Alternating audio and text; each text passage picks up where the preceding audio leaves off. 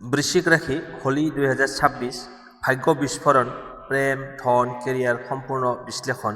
নমস্কাৰ বন্ধু বান্ধৱীসকল, হোলীৰ এই পবিত্ৰ সময়ত বৃশ্চিক ৰাশিৰ জীৱনত কেনে পৰিৱৰ্তন আহিব।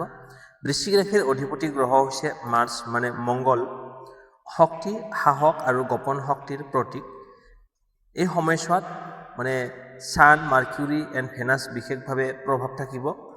সূৰ্য বুধ গ্ৰহ আৰু শুক্ৰ গ্ৰহ আপোনাৰ ৰাশিত প্ৰভাৱ থাকিব।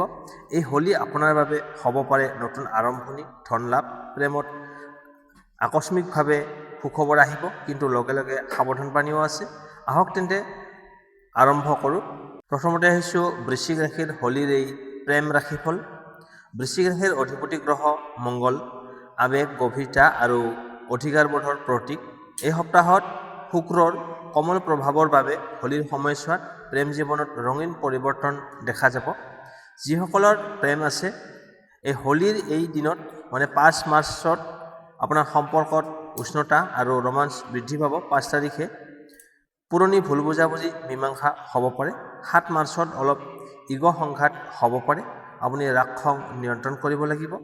9 মাৰ্চত আকস্মিকভাৱে উপহাৰ বা সুখবৰ পোৱাৰ সম্ভাৱনা আছে। উপদেশ: সন্দেহ এৰাই চলক আৰু বিশ্বাস বজাই ৰাখক। যিসকল ছিংগেল হৈ আছে, হোলীৰ এই সময়ছোৱাত নতুন চিনাকি বা ক্ৰাছ আৰম্ভ হ'ব পাৰে।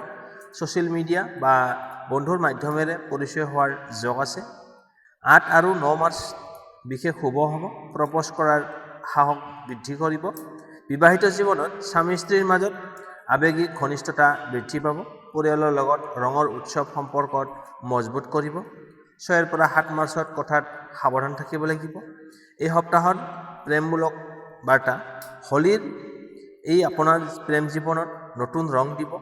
আপুনি অহংকাৰ এৰাই চলিলে সম্পৰ্ক মজবুত হ'ব। আৰু 5, 8 আৰু 9 মাৰ্চ আপোনাৰ বাবে সৰ্বাধিক শুভ হ'ব। এতিয়া আহিছোঁ ধন সম্পত্তিৰ ফলাফল। 3 পৰা 10 মাৰ্চ এই সময়ছোৱাত ধনৰ দিশত মধ্যমীয়া ফলদায়ক, কিন্তু উত্তম সম্ভাৱনাপূৰ্ণ থাকিব। এই সপ্তাহত হঠাৎ ধনৰ আগমন সম্ভৱ, বিশেষকৈ 5 আৰু 9 মাৰ্চত, কিন্তু 7 মাৰ্চত অপ্ৰয়োজনীয় খৰচৰ সম্ভাৱনা বেছি আছে। এই সপ্তাহৰ মূল মন্ত্ৰ হৈছে আপুনি ভাবি চিন্তি খৰচ কৰিব লাগিব আৰু ইনভেষ্ট কৰোঁতে সাৱধান থাকিব লাগিব। দিন অনুসাৰে ধনৰ অৱস্থা 3 মাৰ্চৰ পৰা 10 মাৰ্চ। 3 মাৰ্চ তাৰিখে পুৰণি পে'মেণ্ট বা বাকী থকা টকা ঘূৰাই অহাৰ সংকেত আছে, কিন্তু নতুন ইনভেষ্ট নকৰিব। 4 মাৰ্চ ব্যৱসায়ীসকলে লাভজনক অৰ্ডাৰ পাব পাৰে। অনলাইন বা ডিজিটেল কামত উন্নতি হ'ব। 5 মাৰ্চ অতি শুভ, আচৰিতভাৱে আপোনাৰ ধন লাভ হোৱাৰ সম্ভাৱনা আছে। উপহাৰ বা বোনাছ পাব পাৰে। এই দিনটোত নতুন কাম আৰম্ভ কৰিব পাৰে। 6 মাৰ্চ আপোনাৰ বেংক বা লোন সম্পৰ্কীয় বিষয়ত সাৱধান থাকিব লাগিব। কাগজ পত্ৰ ভালকৈ পঢ়ি চাব লাগিব। 7 মাৰ্চ সাৱধানতাৰ দিন। এই দিনটোত আপুনি সাৱধান থাকিব লাগিব। 7 মাৰ্চ তাৰিখে ইনভেষ্ট, শ্বেয়াৰ বজাৰ বা ডাঙৰ লেনদেনৰ ক্ষেত্ৰত আপুনি এইবিলাক এৰাই চলিব লাগিব। বন্ধুক টকা ধাৰলৈ নিদিব।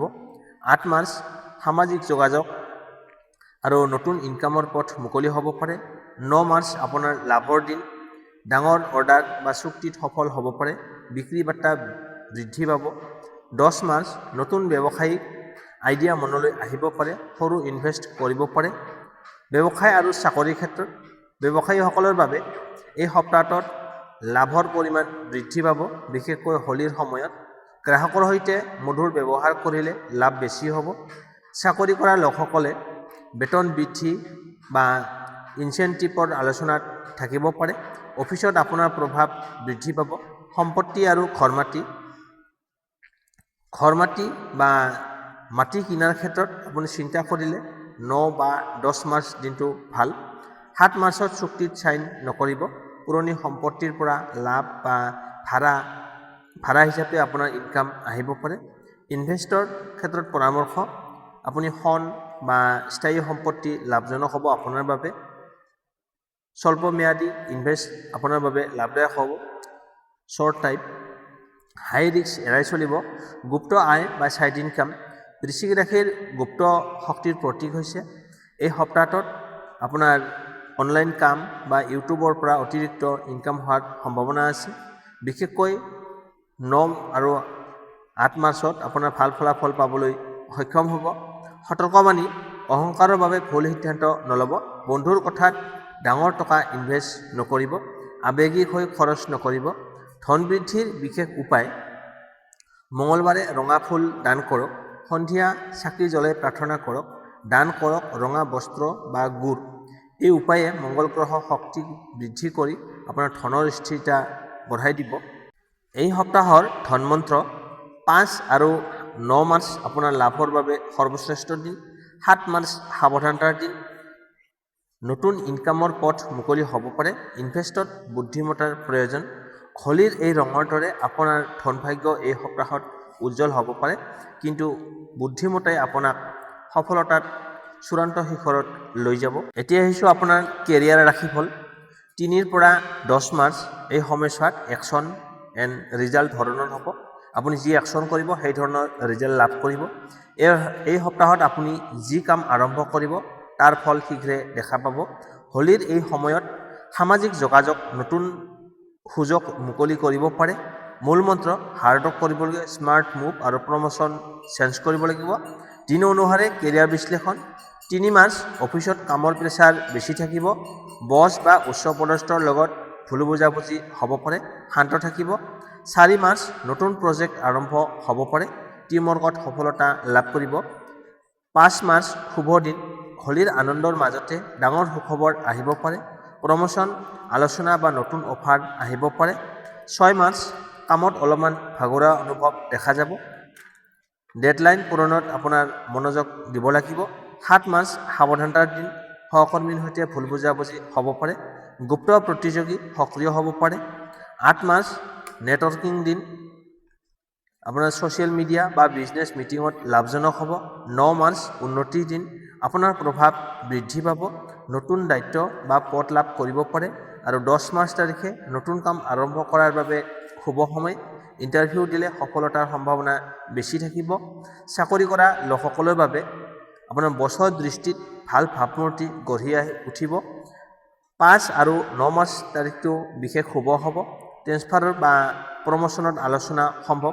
ব্যৱসায়ীসকলৰ বাবে হোলীৰ অফাৰ বা ডিছকাউণ্টে বিক্ৰী বৃদ্ধি কৰিব। নতুন গ্ৰাহক আহিব পাৰে। 7 মাৰ্চত ডাঙৰ চুক্তি এৰাই চলিব। শিক্ষাৰ্থী আৰু কম্পিটিটিভ এক্সামত মনোযোগ বৃদ্ধি পাব। 9 আৰু 10 মাৰ্চত পৰীক্ষাৰ প্ৰস্তুতি ফলদায়ক হ'ব। স্কলাৰশ্বিপ বা নতুন কৰ্চৰ সুযোগ আহিব পাৰে। বিশেষ কেৰিয়াৰ টিপছ: এই সপ্তাহত নতুন স্কিল শিকক। ৰিজিউম আপডেট কৰক। ছিনিয়ৰ লোকৰ পৰামৰ্শ লওক। সতৰ্কবাণী: ৰাগ খঙেৰে কোনো সিদ্ধান্ত নল'ব। সহকৰ্মীক সন্দেহ নকৰিব। অসম্পূৰ্ণ কাম আপুনি এৰাই নিদিব। যদি আধৰুৱা কাম আছে সেইটো এৰি নিদিব। কেৰিয়াৰ উন্নতিৰ উপায়: মঙলবাৰে ৰঙা ফুল দান কৰক। সূৰ্য উদয়ৰ সময়ত প্ৰণাম কৰক আৰু দান কৰক। লগতে ৰঙা বস্তু বা ৰঙা মিঠাই দান কৰিব। এই সপ্তাহৰ কেৰিয়াৰৰ মূল কথা: 5 আৰু 9 মাৰ্চ উন্নতিৰ দিন। নেটৱৰ্কিঙত আপোনাৰ লাভ হ'ব। 7 মাৰ্চ দিনটো সাৱধান থাকিব লাগিব। ইণ্টাৰভিউ বা নতুন কাম আৰম্ভ কৰাৰ বাবে শুভ সময়। হোলীৰ এই ৰঙে আপোনাৰ কেৰিয়াৰ জীৱনত নতুন দিশ দিব পাৰে। সাহস আৰু বুদ্ধিমত্তাই আপোনাক হোলীৰ এই ৰঙে আপোনাৰ কেৰিয়াৰ জীৱনত নতুন দিশ দিব পাৰে। সাহস আৰু বুদ্ধিমত্তাই আপোনাক সফলতাৰ শিখৰলৈ লৈ যাব। বন্ধু-বান্ধৱীসকল, এয়া আছিল 3 মাৰ্চৰ পৰা 10 মাৰ্চ হোলীৰ এই উৎসৱত বৃশ্চিক ৰাশিৰ হোলীৰ বিশেষ সম্পূৰ্ণ বিশ্লেষণ। মনত ৰাখিব, বৃশ্চিক ৰাশিৰ অধিপতি গ্ৰহ হৈছে মংগল। আপোনাক সাহস আৰু শক্তি দিয়ে, কিন্তু সঠিক সময়ত সঠিক সিদ্ধান্ত লোৱাটোৱেই আপোনাৰ সফলতাৰ চাবিকাঠি হ'ব। এই হোলীৰ ৰঙৰ মাজতে আপোনাৰ জীৱনতো নতুন ৰঙেৰে ভৰি উঠক। ধনৰ স্থিৰতা, প্ৰেমত মাধুৰ্য, কেৰিয়াৰৰ উন্নতি, পৰিয়ালৰ সুশান্তি। আপুনি যদি বৃশ্চিক ৰাশিৰ হয় তেন্তে কমেণ্টত লিখক জয় মহাদেৱ।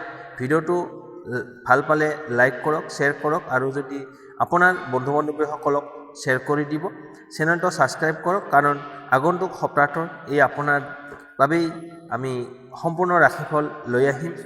এই হোলী আপোনাৰ ভাগ্যৰ নতুন অধ্যায় আৰম্ভ কৰক। ধন্যবাদ, নমস্কাৰ।